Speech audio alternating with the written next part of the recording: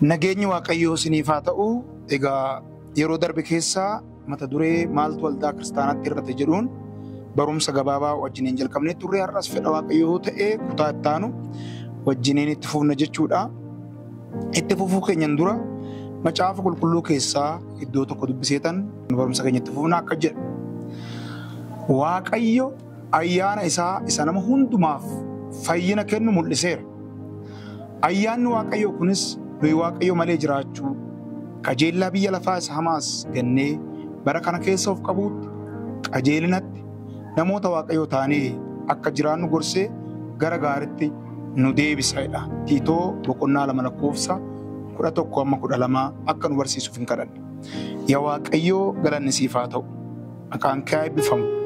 Ammas hafuura keetii yoo ta'e malee dubbii kana hubannu hafuurri kee nu haa barsiisu. Ana nama dubbatus namoota dhaggeeffatan kanas gurra keenya yaada garaa keenyaa nuuf ibsi. Dubbii kanaaf akka deebii kennu immoo ayyaana kee nuu baay'isi. Maqaa kee maqaa Yesuusiin. Ameen. Egaa Tiitoo boqonnaa 2:11 kanarratti maal jedhaa? Ayyaana Waaqayyoo dubbata. Maaltu waldaa kiristaanatti irrate? Inni lammaffaan qabxiin har'a wajjin laallu ayyaana Waaqayyooti. Ayyaana jechuun kennaa tolaa Waaqayyo warra ilma isaa Yesuus Kiristoositti amananiif tola kennu jechuudha. Kana jechuun irraa hafee yookaan Waaqayyoon ayyaana kan bakka dhangalaasu dhabee namaaf kennu osoo hin taane dhalli namaa ayyaana ittiin fayyan kana gatii kaffalee fudhachuu waan hin dandeenyeef Waaqayyo abbaan ilma isaa tokkicha fuudhee namaaf kenne. Dhala namaa hundumaaf kenne. Kanaaf ayyaana jechuun kennaa tolaa haa ta'u malee gatii guddaan tokko itti kaffalameeti ilmi isaa fannoo irratti du'eeti nuuf kenname jechuudha. Kanaaf maal jedha Phaawulos? Ayyaanni Waaqayyoo kun inni guddaan hamaarraa kan nu fageessu qajeelinatti kan nu jiraachisudha. Gara gaariitti yaada Waaqayyootti akka guddannu kan nu gargaarudha. Waan Waaqayyo abbaan jaalatu akka hojjennu kan nu gargaarudha. Ayyaana Waaqayyoo jechuun yaada fedha keenyaa yookiin yaada mataa keenyaa akka jiraannu osoo hin taane yaada Waaqayyoo akka jiraannu kan nu gargaaru jechuudha. Ayyaana Waaqayyoo jechuun waa'ee waaqarraa nutti haasa'a malee waa'ee lafarraa isa badu isa boru sokku nutti haasa'u. Kanaaf ayyaanni Waaqayyoo kun dhugaara nu raachisaa, nu lallabsiisaa, ija Waaqayyo barbaadu nu buusisa yookaan ija Waaqayyo abbaan nurraa barbaadu san akka godhannu nu gargaara. Ayyaanni Waaqayyo nu raachisuu qofa. Kuni hojii ayyaana Waaqayyoo keessaa tokko ta'uu danda'a. Lallabuun hojii ayyaana Waaqayyoo keessaa tokko ta'uu danda'a. Barsiisuunis akkasuma ta'uu danda'a. Waan barbaannu biqilchu osoo hin taane waan Waaqayyo abbaan barbaadu akka biqilchinu nu gargaara.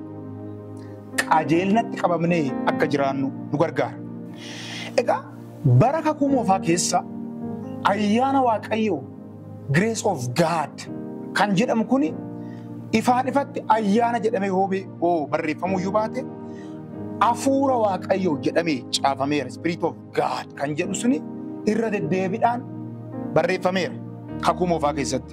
Keessayyuu sabni Israa'el ergaa boojuu keessaa bahanii ergaa gara lafa akka kuusanitti qajeelanii Waaqayyoon hafuura kanaan geggeessatii ture. Garamitti? Gara yaada Waaqayyooti. Ilaalaa irran deebi'a. Erga sabni Israa'el lafa sanaa bahanii gara yaada Waaqayyooti, gara ilaalcha Waaqayyooti, gara lafa Waaqayyoon isaan abboomutti akka geggeeffamaniif hafuura kanaaf kenneef. Gama biraatiin ayyaanni Waaqayyoo kun yookiin kakuu moofaa keessatti hafuurri Waaqayyoo kun ogummaadhaan nama guuta ture. Keessattuu seera ba'uu boqonnaa 31:1-5 gaafa dubbistan hafuurri Waaqayyoo kun ogummaadhaan nama guuta. Manni Waaqayyoo akkamitti akka bareedu, manni Waaqayyoo akkamitti akka hojjetamu ogummaadhaan nama guuta ture. Bara kakuu moofaa keessatti Waaqayyoon hafuura isaa kan inni dhangalaase waan gurguddaa lamaaf. Inni jalqabaa ulfina isaatiif ulfina isaa mul'isuudhaaf hafuura Waaqayyoo kenna. Furri waaqayyoo inni guddaan yookiin grace of God ayyaanni waaqayyoo inni guddaan kan kenname ulfinni waaqayyoo itti mul'atu. Lafa hafuurri sun jiru ulfinni waaqayyoo jira. Barbaadu hin dheekkama. Barbaadu hin ajjeesa. Barbaadu immoo hin qajeelcha. Inni lammaffaan faayidaa saba Israa'eliif kenname. Yookiin sabni Israa'el guutummaatti akka fayyadamuuf bara kakuu haaraa keessa garuu faayidaa namaatiif walumaa galatti sababni isaa ulfina isaa kan mul'ise karaa ilma isaa waan ta'eef ayyaanni waaqayyoo kan inni mul'ate faayidaa namaatiif. Mee macaafa qulqulluu keessaa iddoo tokkoon dubbisa. Nahimiyaa boqonnaa 13 lakkoofsa 4-5 akka jedha. Kanumaan durayyuu Elishaab lubichi inni itti gaafatamaa mana mi'a qulqullummaa ta'e Xoobiyaa wajjin walitti dhiyeenya firoomaa qaba ture.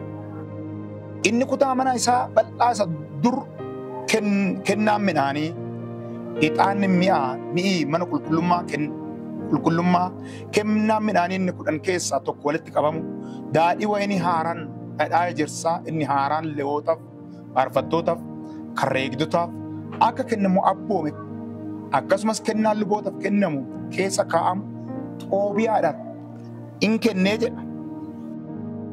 Xoobiyaan mana waaqayyootiif maalidha? Akkamitti lubni kun immoo Xoobiyaadhaaf kana godhe? Xoobiyaan kaleessa mana waaqayyootiif diina ture. Yerusaalem deebitee akka hin ijaarramu. Yerusaalem deebitee akka hin sirreeffamne kan godhe inni hangafaa lolaa kan ture inni hangafaa eenyoonaa jettan Xoobiyaan. Inni biraa kaleessa luboota firan turre. Diina lubootaa ture. Diina mana waaqayyoo ture. Gama biraatiin mana waaqayyoo diigaa ture. Har'a garuu erga Nahimiyaan gatiitti kaffalee erga Nahimiyaan guyyoota sana hundumaa halkanii guyyaa hojjetee Xoobiyaan kutaa mana qulqullummaa keessaa iddoo olaanaa fudhate. Xoobiyaan eenyunni? Xoobiyaan har'a fooni. Foonummaa bakka bu'a. Har'a waldaa kiristaanaa keessatti hafuurri waaqayyoo ayyaanni waaqayyoo iddoo gadhiisetti foonummaan iddoo aarsaa dhaabbate. Lubichi fuudhetii firummaa guddaa godhateeti iddoo kenneef. Gama biraatiin Xoobiyaan biyya lafaa bakka bu'a. Waaqayyoon saba Israa'el sana deebisee karaa Nahimiyaa carraa laatee fi koottaa Yerusaalem keessa jiraadhaa jedhe achi keessaa harkisee ba'e. Garuu lubichi fuudhetti carraa sana isa kaleessa ari'achaatii ture sana har'a immoo Xoobiyaadhaaf laate. Waldaan kiristaanaa har'a akkasi. Iyyasuus Kiristoos dhiiga dhangalaasetti gatii kaffaleet bakka keenya yookiin iddoo keenya aarsaa kaffaluu qabu kaffaleet biyya lafaa keessaa foonummaa keessaa carraa nuu laate. Iyyasuus Kiristoos waan gurguddaa lama bakka bu'ee nuuf fannifame. Inni jalqabaa akka seenaa akka warra Roomatitti namni waan guddaa balleesse tokko maal taa'uunaan jettan hin fannifama. Kabbaad wanjal kan jedhu sana jechuudha. Balleessaa cimaa kan godhe maal godhaa karaa irratti hin fannifama. Yakkamaadha jechuudha. Inni lammaffaan akka warra Yihuudootaatitti namni abaarsa qabu hin fannifama. Macaafni qulqulluun keenya inni mukatti rarraafamu haa abaaramu kan jedhu sana jechuudha. Egaa gooftaa keenya Yesuus Kiristoos inni jalqabaa iddoo keenya yakka hojjetoo osoo hin taane yakkamaa ta'ee nuuf fannifame. Inni lammaffaan abaarsa hojjetee osoo hin taane iddoo keenya abaaramaa ta'ee nuuf fannifame. Kanaan biyya lafaa keessaa nu fide. Har'a isa carraa arganne kana ayyaana arganne kana deebisnee foonummaadhaaf biyya lafaatiif kennine. Kanaaf waldaan kiristaanaa ayyaana qabdi. Waldaan kiristaanaa isheen ergamootaa fi abbootaa maal qabdi? Macaafni qulqulluun akkas jedha. Hojii ergamootaa boqonnaa 4 lakkoofsa 3 irratti akkas jedha. Ergamoonnis humna guddaa agarsiisuudhaan du'aa ka'uu gooftaa Yesuus dhugaa ba'an. Ayyaana guddaas qabu turan jedha. Qabeenyi isaanii inni guddaan ayyaana qabu turan. Qabeenyi ergamootaa biyya lafaa kana karraasan Yerusaalem keessaa ka'anii Yihudaatti darbanii Samaariyaatti darbanii biyya lafaa kana karraasan meeshaa waraanaa osoo hin taane ayyaana Waaqayyooti. Lallabni giddugaleessa lallabni isaanii Yesuus Kiristoos ture. Humna guddaa agarsiisaa turanii humna guddaa kan agarsiise Phexroosii miti, Yohaannisii miti. Yookaan immoo ergamoota keessaa kadhannaa Yaaqoobisii miti. Ayyaana guddaa isaan irra ture sanaadha. Kanaaf jecha waldaan kiristaanaa garaagarummaa gochuu yoo barbaadde yeroo har'aa kana ayyaana Waaqayyoo barbaaddachuu qabdi. Ayyaana Waaqayyoo iddootti deebisuu qabdi. Akka lubichaa fuuteema iddoo aarsaa Xoobiyaadhaaf kennuu qabdi. Warra fedha isaanii raajan, warra fedha isaanii barsiisan, warra fedha isaanii faarfatan, warra fedha isaanii waan barbaadan godhanitti dabarsitee kennuu qabdu. Iddoo qabachuu kan qabu ayyaana Waaqayyooti. Nuyi amma wanni inni guddaan ennee boonyu waldeenyi kiristaanaa Itoophiyaa keessa jiru gamoo nuu ijaariya Waaqayyoodha. Nama nuu kenniya Waaqayyoodha. Kuni homaa rakkoo hin qabu. Jalqabatti garuu bo'uu kan qabdu ayyaana nuu baay'isiidha. Maaliif jennaan hojii ergamootaa boqonnaa 2 lakkoofsa 1:13 hidhattanii gaafa laaltan hundeeffama waldaa kiristaanaa argina. Tokko jettee waldeenyi kiristaanaa kan ittiin hundeeffamne kan ittiin hundeeffamte humna yeroo darbe waa'ee humnaa laallettu humna ida'uu ayyaanan waldaa humni keessa hin jirre waldaa kiristaanaa ayyaanni keessa hin jirre bo'uu qabdi ishiin. So qabeenyi waldaa kiristaanaa ittiin bu'uureeffamte ayyaana Waaqooti. Ayyaanni waldaa kiristaanaa keessa hin jiru taana waldaa suni bo'uu qabdi. Ilmi geeddarachuu qabdi. Gara gooftaa deebi'uu qabdi. Ilaala. Guyyaa sana qarshii walitti hin qabne waldaan kiristaanaa Phexros fa'a ayyaanan ka'anii lallabaniiti namoota walitti qaban, lubbuu walitti qaban. Ayyaanni sun maal godhe? Waldaa kiristaanatti ijaare. Ayyaanni sun maal godhe? Naafa diriirse. Ayyaanni sun maal godhe? Qabeenya fidee dhufe. Ayyaanni sun maal godhe? Fuudhee jaamaa bane. Waldaan kiristaanaa har'a diraamadhaan guutuudha. Gastaawus ijaaruun rakkoon qabu. Biizinasi seenterii waan ta'eef. Inni guddaan garuu waldaan kiristaanaa ayyaana Waaqoota irratti ijaaramu qabdi. Ani kadhannaan Phaawulos keessayyuu ergaasaa 3 keessatti iyyuu argitanitti ta'e akka jedhee saba eebbisa dhumarratti ayyaanni gooftaa kan Yesuus Kiristoos isin wajjin haa ta'udha. Egaa waldaan tokko tokko dhumarratti eebba lubootatiin waldaan keessayyuu waldaan warra Luuteraanizimii warri jedhaman kuni dhumarratti eebba lubootatiin ayyaanni Waaqoo si wajjin haa ta'u, ayyaanni gooftaa keenya si wajjin haa ta'u jedhanii kadhatu. Ayyaana jechuun qabeenya. Qabeenya eenyumtuu namaa kennuu hin dandeenye. Kanaaf Phaawulos saba sana ayyaanni Waaqoo si wajjin haa ta'udha. Amma inni irraanfatame kun ayyaanni iddoon qabu taanan ulfinni Waaqayyoo iddoon qabu taanan waldaan bo'uu qabdi. Bara keenya kanatti jechuudha. Nuti ija keenya kan kaawwanne ayyaana Waaqoota irra osoo hin taane waan mul'atu. Maaltu jiraadha? Kiristaanni akka dhuunfatitti maal hin qabaadha? Yesuusin keessaa jira. Yesuus Kiristoos amanataadha. Waldaatti hin deddeebi'a.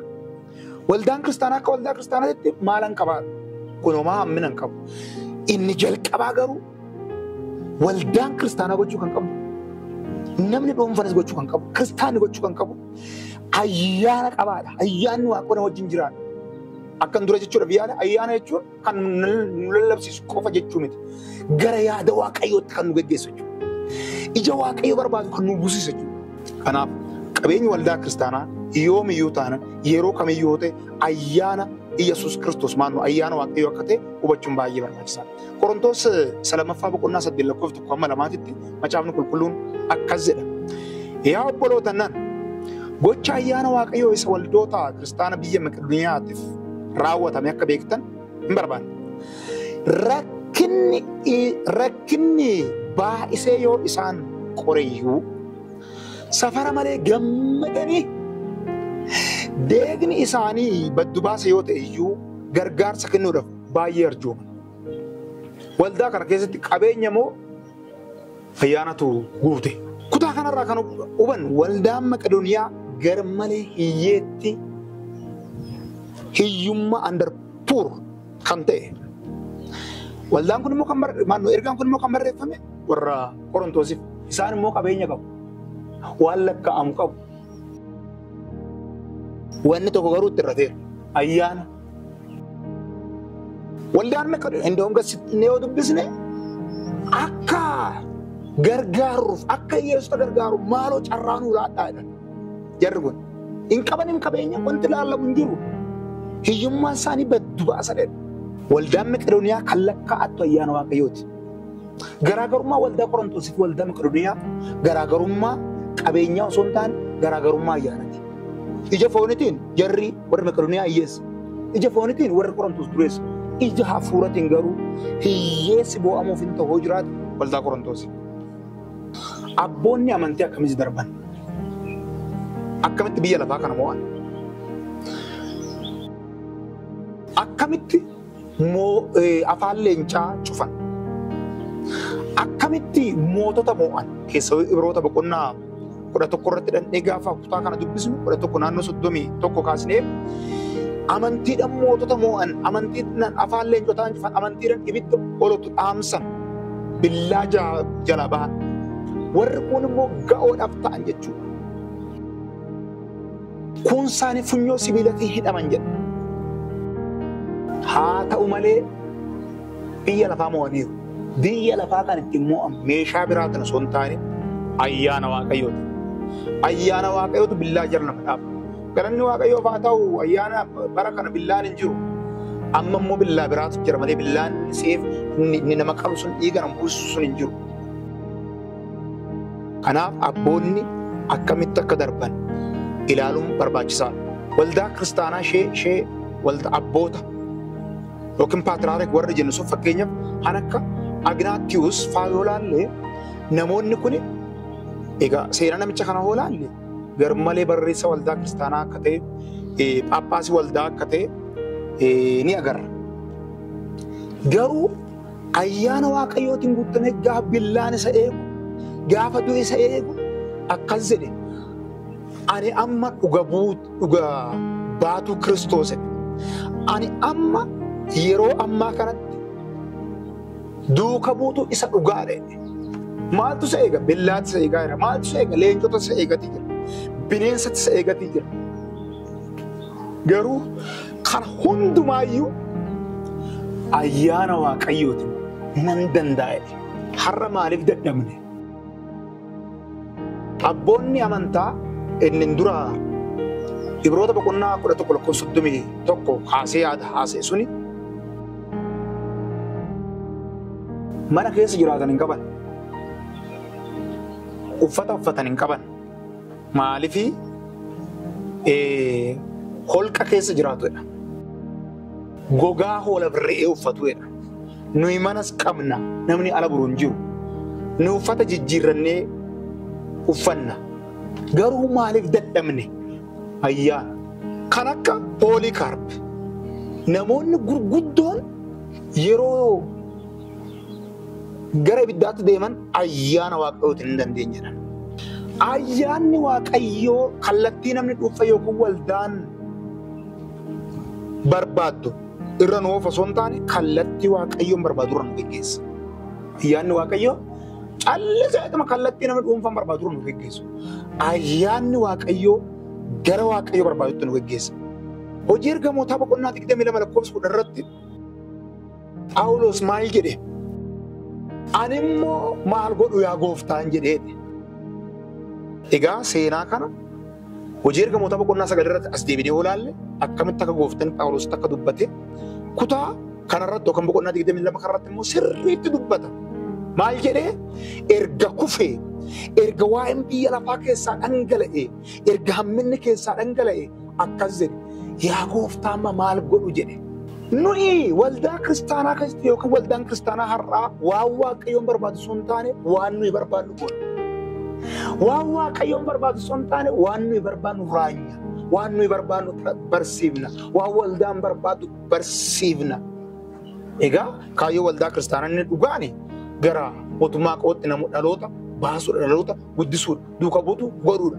Har'a waldaan kiristaanaa addunyaa kanarra jirtu hin gootu isa walumaaf dhiibna. Kana ayyaanni Waaqayyoo kallattii Waaqayyoon barbaadurra nu geggeessa jechuudha. Ayyaanni hin jiru taanaan kallattiin itti deemnu hin beeknu. Ayyaanatu kiristaana geggeessa. Kiristaanni maalan godha jedhee Waaqayyoon gaafachuu qaba. Egaa bara durii yoon turis baadhee kiristaanonni baroota darban keessa jiran karri hojiillee banamee yaa Waaqayyo keessa jirtamoo keessa hin jirtu jedhanii kadhataan gaafatu. Hojiidham. Hojii mindaatti nyaatan, hojii itti guddatan, hojii itti maatii ofii bulchan yaa Waaqayyo keessa jirtamoo keessa hin jirtu jedhaniitti fuula Waaqayyoo barbaadu. Maaliif kan geggeessu oli geggeessa isaanii oli qaba. Geggeessan namoota isaanii oli qaba. Kanaaf jecha obboloota koo har'a nuti waan barbaanne facaafnetu waan hin barbaanne hammachaa jirra. Maaliif kallattii mataa keenya irra deemneeti facaafne har'a immoo gaafa Waaqayyoon nu gaafatu hin hammanne. Maasii keenya irra waan barbaanne facaafachuu dandeenya. Garuu waan barbaanne hammachuu hin dandeenye. Waldaa kiristaana Itoophiyaa keessa jiru maaltu irraa mul'isa? Amma waa'ee Waaqayyoo irraa nyaa. Amma waa'ee Waaqayyoo lallabna. Amma waa'uma mana olii taasisuuf nama waa'ee mana asii taasisu. Waa'ee meeshaa caccabuu taasisu. Ani kan na gaddisiisu keessaa bara keenya keessatti raajiin dhageenyi wanti karaa marsarii hawaasaa yookiin miidiyaa hawaasaa kan as bahu nama rifaasisa tokko tokko. Guutumaan guututti waan badu. Waa'ee konkolaataa gaariidhaan homaa rakkoon qabu. Garuu kan raanyu kan biraa Itoophiyaa keessatti kan ta'u kan biraa. Kan lallabnu kan biraa ijji isaa immoo kan biraa. Kanaaf ayyaanni Waaqayyoo qabeenya waldaa kiristaanaa akka ta'e beeknee gara isaatti adeemna. Gara dhumaatti dhufeera. Qabeenyi waldaa inni duraa fi inni dhumaa ayyaana Waaqayyooti. Qabeenyi waldaa kiristaanaa inni duraas inni dhumaas ayyaana Waaqayyooti. Waldaan kiristaanaa kan bu'uureeffamte qabeenyaan osoo hin taane, horiidhaan osoo hin taane ayyaana Waaqayyooti. Ayyaana Waaqayyoo dhabuurra qabeenya dhabuu wayya. Ayyaanatu qabeenya fide malee qabeenyi ayyaana hin finne. Ayyaana dhabuurra qabeenya lafarraa dhabuu wayya. Waldaan kiristaanaa bara dhumaa kanatti ayyaana boo'uu qabdi malee qabeenya boo'uu hin qabu. Inni guddaan jennee boo'uu qabnuuf ayyaana gara sanatti na guddisu kan na gargaaru biyya lafaa isaa hamminaan guute kana keessatti kan na gargaaru naa kennee boo'uu qabu. Baay'ee Waaqayyoo si nyaachisuudhaaf abbaa keeti. Macaafni qulqulluun maal jedhu? Simbirroota lafaa fudhadhaa kan isaan sooru abbaa isaaniiti jedhu abbaa keessan isaan soora. Shiroodhaaf hin boo'in ayyaanni Waaqayyoo akkasii baay'atuuf boo'i. Fakkeenyaaf waldaan qabeenya lafarratti badhaatu garuu immoo hiyyeettii taate mul'ata Yohaannis boqonnaa 8 lakkoofsa 14 irraa kaasnee waldaan Laodiqiyaa gaafa ilaalle hin yaadattu torbee darbees dubbadheen ture qabeenya qaba. Ani kanan qaba. Yesuus Kiristoos lakkii ati hiyyeetti dhedheen kana ayyaana dhabuurra qabeenya dhabuu wayya. Waldaan qabeenya lafarraan hiyyeetti garuu immoo sooretti taate mul'ata Yohaannis boqonnaa 2:8 irraa kaasee waldaa Simirnaafaa gaafa laalte Iyyesuustu dhugaa ba'e maal jedheen ati hiyyeessa nan beeka homaa akka hin qabne nan beeka garuu jedhe ati sooressa maal qabdi waldaan kun ayyaanan guutu. Kanaaf obboloota koo barri nu amma jirru kun bara dhumaati. Bara dhumaa kanatti immoo kan nu gargaaru ayyaana Waaqayyooti. Macaafni qulqulluu waa'ee bara dhumaa maal jedha? Hamminni akka baay'atu nutti. Namni waan barbaadu akka godhuuf waan barbaadu qofa akka dhaga'u nutti. Waan barbaanne gochuun immoo dhumni isaa hammina nu hammachiisa. Ayyaanni Waaqayyoo garuu waan barbaanne akka goonu osoo hin taane waan Waaqayyoon barbaadu waan biqilchuuf koottaa ayyaana Waaqayyootiif haa booyu. Ayyaana Waaqayyoo haa barbaadu. Ayyaanni Waaqayyoo mana nama dhuunfaa hin ijaaru. Waldaa kiristaanaa hin ijaaru. Biyya hin ijaaru. Eenyumtuu biyya hin ijaaru. Eenyumtuu waldaa kiristaanaa hin ijaaru. Eenyumtuu jireenya dhuunfaa hin ijaaru. Kan ijaaru tokkoof tokko. Macaafni qulqulluun akka dubbatutti harka isaa isa aangoo qabeessa jalatti gad of deebisa akka jedhutti ayyaana Waaqayyoo jalatti gaafa gad of deebisne isatu nuuf yaada, isatu nuuf lola, isatu nu gargaara. Kanaaf waldaan kiristaanaa har'aa maal dhabde? Ayyaana Waaqayyoo dhabde. Gara sanatti haa deebinu. Waaqayyoon hunduma keessa haa eebbisu. Waaqayyoon nagaa biyya keenyaaf, waldaa kiristaanatiif, mana namaatiif haa kennu. Waaqayyoo si wajjin haa ta'u. Torbee amma barumsa biraatiin walitti deebinutti nagaa wajjiniin turaa. Ayyaanni Waaqayyoo si wajjin haa ta'u. YouTube waldaa keenyaa immoo subscribe gochuudhaan, like gochuudhaan, share gochuudhaan barumsa kallattii kanaan darbu nu hordofaa. Waaqayyoon si haa eebbisu. Eebbifama.